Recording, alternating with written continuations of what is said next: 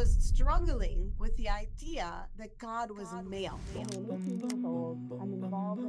18 years old. I'm involved in the feminist movement at the time. And Jesus himself is male, and you are asked as a Christian to worship him. I was struggling and I felt guilty. Like, how can I question this faith that I have? But at the same time, I was questioning it. I wanted to fix myself. I wanted to fix it. I was disturbed by my struggle. There was a course offered called Introduction to Old Testament. What I could find out was that the professor was a practicing Christian. So I felt safe, like, okay, I can do this. Well, it didn't work out the way I wanted it to, because I took the class, and after 3 weeks of being in the class, I could no longer be Christian.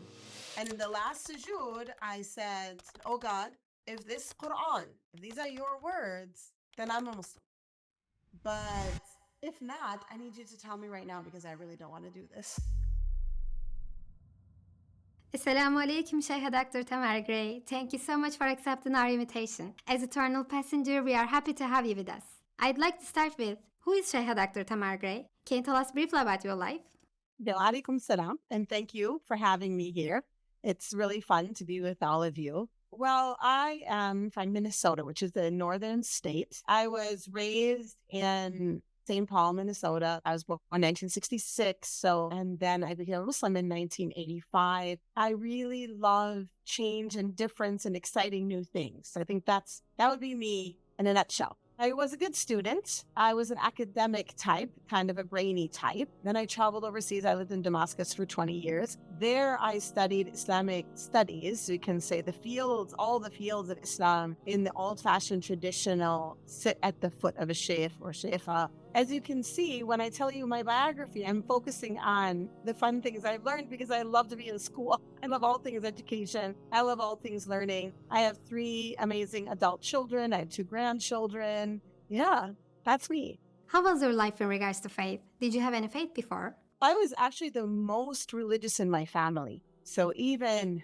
as a child, as a Christian, I was the one who was involved. I went to camp. I went to youth group. I did little mission trips. So I was a very Christian, religious person. I believe very strongly in God and cared a lot about my spiritual self. I think that's the right way to say it. And I think all of my life, even as a young person, I saw spirituality and a relationship with God, with Allah subhanahu wa ta'ala, as a solution to individual and societal problems. What was the thing that made you question your beliefs? Was it an event or a thought? And when was it? So as I was growing older as a young person, I was 17 years old between the end of high school and the beginning of college. That summer, I was a counselor at Christian camp in the summer, as usual, and I was really conflicted. Why was I conflicted? Because I was at a stage in my life where women's rights and the oppression of women and the problems of women, they were hurting me, and I was overwhelmed by them. I was suddenly aware of how much women are suffering in the world and in the United States and in the workplace and in home, and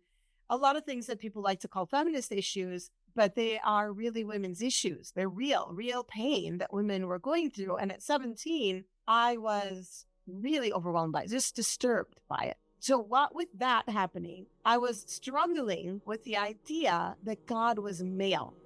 Of course, if you were to speak to a Christian today, they might tell you, no, God isn't male. But representation of God in Christianity was male. The Father and the Son, they're male.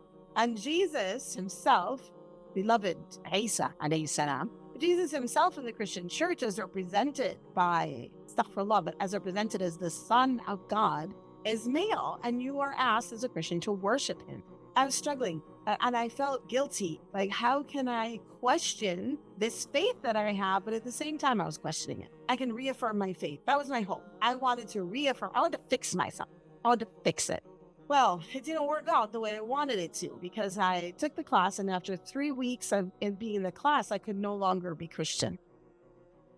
So I left Christianity, and then I embarked on the search for a religion that would fulfill my belief, which was I believed very strongly that there was a God. If there is a God, then he wouldn't create us and leave us alone. He would take care of us. He would tell us what we need. He would give us the tools that we need to live. What was your view of Islam back then? Did you have any prejudices? I had very little knowledge of Islam, like almost zero. So actually, the reality is I didn't really have a sort of typical road. It's not because I learned, it's not because I met amazing Muslims. I did meet some amazing Muslims later, but in this stage, I met Muslims, but they weren't practicing. So what happened for me is that I was searching for a religion and looking at everything except for Islam. I had left Christianity early September. By the end of December, I'm like, what's going on? I haven't found a religion yet. How can I be in this position? And so I was talking to a young man at the university, an international student. I didn't know he was Muslim, but I was talking to him and I asked him, what religion are you? And he said, I'm a Muslim. And I was really taken aback because he seemed so normal. Like he seemed like a normal person. I couldn't believe that he was a Muslim. And so over the course of that conversation, I heard him talk about his sister who had put on hijab. As a result of that conversation, I became very interested in the idea of hijab as something that would be a tool that women could use in order to avoid sexual harassment in the workplace. I mean, I'm 18 years old. I'm involved in the feminist movement at the time. I'm really interested in, I'm disturbed by how the struggle of women in the workplace and how at that time in the world, we were just beginning to hear about all the sexual harassment that women were dealing with. It was very overwhelming. And so I thought, oh gosh, this hijab thing, like that's really a good idea. So like a couple of days later, or maybe the next day, I was thinking, well, gosh, if this religion has something in it that I think is a good tool, maybe I need to investigate that religion. Maybe I need to give it a chance. But he gave me, every possible dua you could make in the prayer, writing it in this enormous piece of paper. Okay, thank you very much. I take it. I go back to my room. I haven't read the Mus'haf yet. I haven't read the Quran yet. Well, I sit down with the Quran and I say, oh God, let it open to what you want me to read. So it opens up to the verse in Surah Al-Ahzab, إِنَّ الْمُسْلِمِينَ وَالْمُسْلِمَاتِ وَالْمُؤْمِنِينَ وَالْمُؤْمِنَاتِ الْقَانِتِينَ وَالْقَانِتَاتِ to the end of the verse. And I'm stunned. I can't believe it. And it's a joke. It's a joke that I tell people now. I think it's so funny because I'm sitting there in my state of being stunned and overwhelmed. And I'm saying to myself, oh my God, Islam has equity between men and women in the faith. So I got up, I took that prayer that the boy gave me, and I took that prayer and I held it in my hand and I did all the movements. And in the last sujood, I said, oh God, if this Quran, if these are your words, then I'm a Muslim. But if not, I need you to tell me right now because I really don't want to do this. But in that state of sujood, I knew the Quran was from Allah. Like I knew. So when I raised up my head from that prayer, between me and God, I was Muslim. Now, there's then the entering into the Muslim community, which is another story. But that's why it's hard for me to answer, like, how did my view of Islam change? Actually, it didn't change at all because I knew nothing. What impressed you the most about Islam? I guess at that stage, what impressed me most was that the Quran spoke very adamantly and strongly about the position of women in Islam. And no matter what everybody was doing, it seemed to me that Islam had very strong opinion that women matter, that their persons matter, that their life matters, that their happiness matters, that their relationship with Allah is their own and not dependent on other people. All of that was really important to me. And that came from just that verse and a few other verses that I read. I was not yet versed in hardly anything else in Islam. Islam is not the problem. Islam is not the issue here. There are historical issues, cultural issues, personal issues, family issues, and a lack of prayer. And in the spiritual world, an attack of shaitan, a victory, a'udhu billah, for shaitan that is drawing us away from the core practices of our Prophet sallallahu alaihi wasallam. We're looking at a human being who treated women as full people. And it's example after example. And it's really not, it's not a milk bottle approach. Like the Prophet ﷺ did not have a milk bottle approach or Coke bottle approach, meaning that the Prophet ﷺ not only accepted, but encouraged women to each have their own personality. So when we stand up at a minbar, or when anybody stands at a minbar or takes a microphone or is on TikTok or is anywhere where they're saying that the good Muslim women can only be ABC, they haven't studied the seerah. Because if you look at the women around the Prophet ﷺ, we have women like Shifa, who was very brainy, academic, healing type person who had ambition. We have Aisha radiallahu anha. These are the names that we say a lot, but Aisha radiallahu anha, who is really the beginning of a long senate of women teachers. And her sort of graduation, if you will, from the school of Muhammad sallallahu alaihi wasallam as a professor, who then began to bring others in and teach them, that is, again, her personality. And I think it's really important for us to recognize that the Prophet sallallahu alaihi wasallam interacted with women as who they were. It's just ridiculous. But today, we want all women to be one kind of woman. And we pressure each other. Like, if you're not, whatever that type of woman is, like, it doesn't even matter. Different groups pressure each other to be one kind of woman. No, Allah created us all differently. We work together. Each one of our personalities is important. So when you ask me about the Prophet ﷺ, I think the most important lesson we learned from him about this question in itself is that his interaction with women was one of interacting with them as full human beings. And that is where Muslim women are struggling. We're not always interacted with as full human beings. Sometimes we're treated as children. Sometimes we're treated as secondary. Sometimes our opinions are not wanted. That's not how the Prophet interacted with women. So anyway, as far as women, the more we know, the more we're going to feel confident in our faith. We're going to love our Prophet more. We're going to grow, and we're going to be able to manage the high pressure that our community gives us. Just looking at him and knowing him, Allahumma salli wa sallim wa baraka alayhi, and how he interacted with women and how he really gave us a place in society that never existed before, or really difficult to find since. I did become Muslim in 1985, January 1985, and it was a tough year for me. There was a lot of change, and I was really struggling. And I remember standing at a street corner here and just waiting to cross and making dua in my heart and saying, Ya Allah, you have to take care of me, because I don't know how much longer I can do this on my own. And that moment, I got the phone number of a woman in California who was Syrian. God bless her, y'all, and give her great reward in the akhirah. And so I started talking to her on the phone, and she's a great support to me. And then I actually went to visit her. And I went to visit her more than once, not invited, just inviting myself and never feeling uninvited. So just think about that. Like, I literally put myself into her lap for 3 weeks. 3 weeks. And she never made me feel uninvited. In fact, quite the opposite. She made me feel important and valued.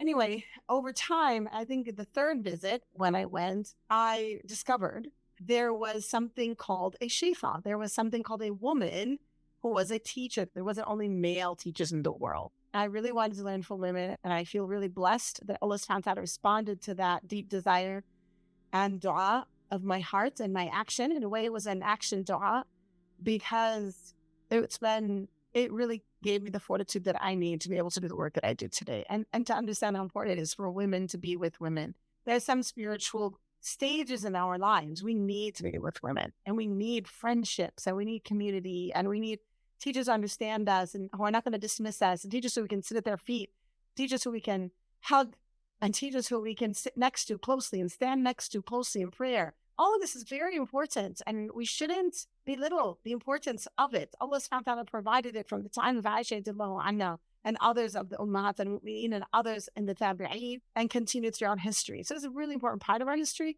and we should recognize it, uplift it, and I think as women we should seek it. Can you describe your personal experience with Tahajjud and how it has impacted your faith? So when I became Muslim in 1985, this was pre-Google. So I don't have internet access to learning things. I got to find a book. I got to find a person. And I had some drama with my roommate in becoming Muslim. And so I met some Malaysian sisters on campus, and they invited me to live with them. Yay. So I moved in with them. And the first night we prayed Isha. This was new for me still. Like, it was still just a couple of months. Still, Salat Isha on time. It was new for me. So we prayed Isha, and as we finished, I immediately took off my prayer clothes, and she turned to me and she said, "Aren't you going to pray witr?"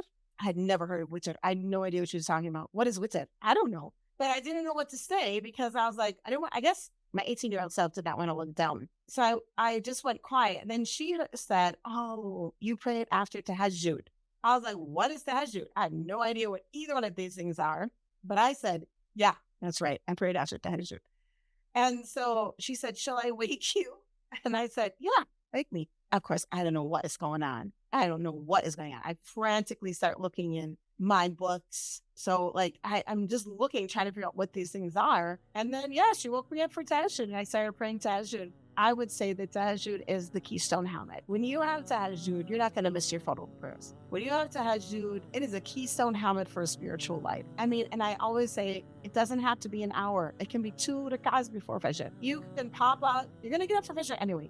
Pop up 10 minutes before and jump, make wudu, and pray 2 rak'ahs. It will change your life. So yeah, very, very important. I'm blessed and grateful to those beautiful Malaysian Muslim sisters who had the guts to say to this brand new Muslim, are you praying Tahajjud? And then I'm glad I didn't say anything. I'm glad I didn't say no, because I didn't know what that was. I'm glad I didn't say no. I'm glad I just went quiet and let her say, shall I wake you? Between the time of that and by the time she woke me, I had figured out it's some kind of sunnah prayer at night. So it was good enough. Like I could bumble my way through it in those early days. So alhamdulillah. MashaAllah, Tahajjud is truly a topic that deserves focus. We miss this point, right? Many of us are unaware of how Tahajjud can change our lives. As Eternal Passenger, we need your support. We are an organization of women volunteers who aim to spread the message of Islam all over the world. Our videos have helped thousands of people change their lives, convert to Islam, give up haram, start praying, wear hijab, learn to read the Quran. By donating through the thanks button and becoming a member of this family by clicking the join button, you can have your share in all these good deeds. Donate to Eternal Passenger.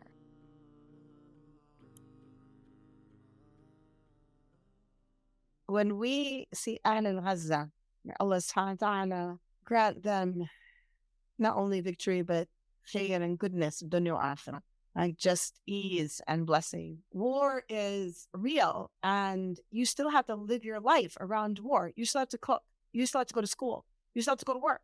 You still have to find a way to make money to pay your bills. And as a Westerner who hasn't experienced war, that was really actually a wake up to me. You're really tested on your belief in the akhirah. If we were, instead of being wrapped up by the dunya, if we recognize, well, we could die anytime, that which is important to us is going to change. We need to learn this. We need to learn that the akhirah is real. The more real it becomes to us, the more our lives are going to reflect that reality. So if I bring Tahajjud to this, I do think that if our aqeedah is stronger, then our Tahajjud game is going to be better, because we're going to crave that connection. We're going to know that we need that prayer more than we need sleep. We're going to recognize that sleep is not giving us what Tahajjud will give us. Sleep comes to us for many reasons, and sleep is important. There's no human being on the earth that can go without sleep. However, Tahajjud is more nutritious for us than sleep. I once tried to get a grant to do a sleep study on people who pray Tahajjud and people who don't. I wanted to prove that people who pray Tahajjud just need less sleep. I didn't get the grant, and I don't blame them for acting as me, because I'm not a scientist. I'm not a sleep studies specialist. But really, it is important for us as Muslims. Like, Muslims should do these studies. What would you say to a girl who is about to take off her hijab? Well, I would say a lot. I would say understand that, first of all, we need to just be really clear. And I want to say it clearly with a clear statement: hijab is followed.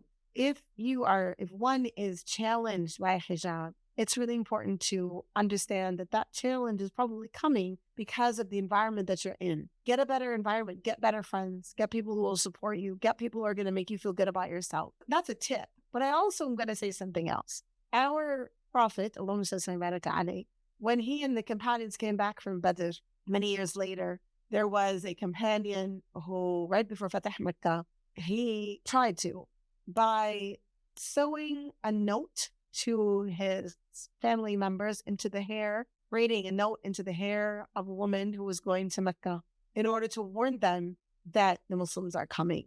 This is before Fatah Makkah. This is really, I mean, in our world today, it's like he shared trade secret. Umar ibn al-Khattab, he wanted to kill him. The Prophet ﷺ said, no, ya Umar, because he is of Ahl al-Badr.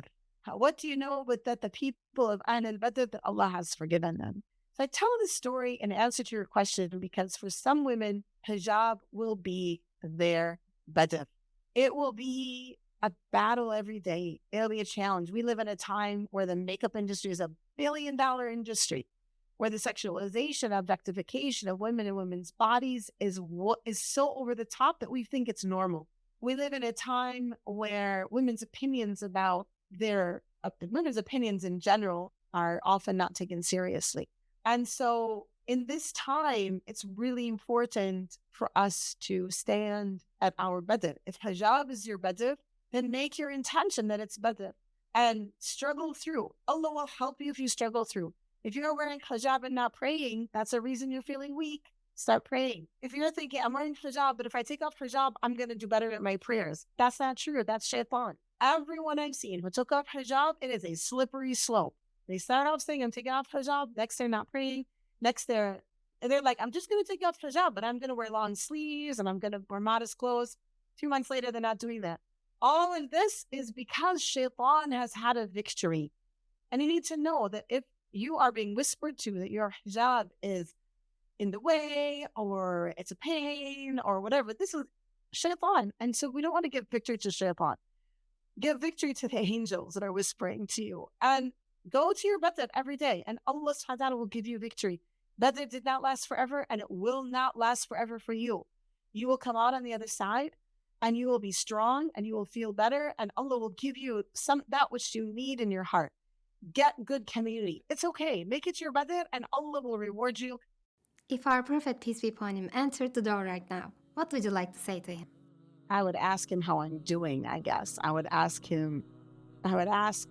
for him to speak to me as though I were a sahabiya and to call upon me to live that life. I would ask him to correct the mistakes I'm making, to align me with their lives, and